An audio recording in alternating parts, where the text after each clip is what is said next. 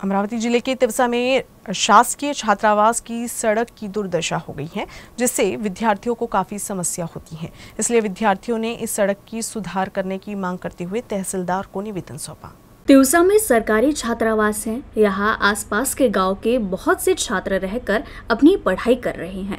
शासकीय छात्रावास तक जाने वाली सड़क कुछ वर्षों से खराब स्थिति में है, जिससे बरसात के मौसम में विद्यार्थियों को आने जाने में परेशानी हो रही है। तिवसा कोट छात्रावास से मात्र 100 किलोमीटर की दूरी पर है। उसके बाद यहाँ तक का रास्ता अभी तक अच्छे से नहीं बना है। कच्चा मार्ग होने से हर साल बारिश के कारण इस मार्ग की यही दशा रहती है, जिससे सबसे ज्यादा विद्यार्थियों को ही नुकसान हो रहा है। इथे राहणारे विद्यार्थी 8व्या वर्गातील ते ग्रॅज्युएशन पर्यंतचे विद्यार्थी आहेत आणि या बांधकामासाठी शेतीसाठी वापरणारे मोठे जे साहित्य आहेत, जसे की ट्रॅक्टर असेल, मशीन्स असतील, जेसीबी असतील, या सर्वांच्या वापरामुळे रस्त्याची कंडिशन अतिशय हालाकीची झालेली आहे। आणि सर्वात मोठी गोष्ट म्हणजे रस्त्याच्या मेन सुरुवातीला अंडरग्राउंड पाईप हा फुटलेला आहे। तो वारंवार म्हणजे सतत लीकेज असतो वर्षभर।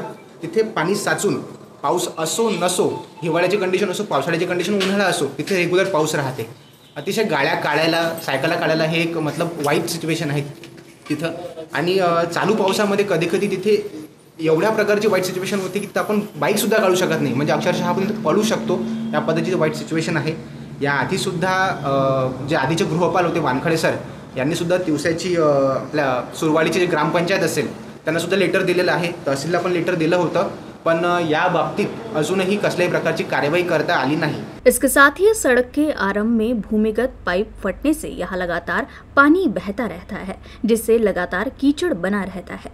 विद्यार्थियों को प्रतिदिन स्कूल कॉलेज पैदल आना जाना पड़ता है, जिससे उन्हें परेशानी होती है।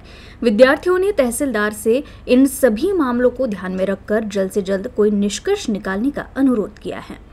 वसतिगृहातील विद्यार्थी तुम्हाला सांगू इच्छितो की या रस्त्याची कंडिशन एवढी हालाकीची झालेली आहे की मुलांना येण्या जाण्याकरता खूप त्रास सहन करावा लागत आहे। या 3-4 वर्षापासून गेल्या 3-4 वर्षापासून रस्ता खूप बेकार झालेला आहे। आम्ही सरांना निवेदन दिलं होतं, तहसीलदार सरांना आज। तर आमची एवढी विनंती आहे की हा रस्ता लवकरात लवकर कच्चा असो किंवा कसा पण त्याला थोडंसं दुरुस्त करावी, कारण मुलांना येण्या जाण्याची खूप प्रॉब्लेम होता इथे। आणि गृहपाल सरांना सांगितलं होतं, पण त्यांच्याकडून काही ते दक्षता घेता आली नाही। म्हणून आम्ही तहसीलदारांना सांगितलं आहे। फक्त आमची एवढी विनंती आहे की या रस्त्याची पुनरुक्ती करावी। आणि मेन म्हणजे आमचा हॉस्टेल मुलांचा पाण्याचा प्रश्न, पिण्याच्या पाण्याचा प्रश्न असा आहे की इथे फिल्टर आहे, पण त्या फिल्टरचे जे TDS आहे ते खूप हाय दाखवते। ते पाणी असं आहे की ते पिण्यायोग्य आहेच नाही।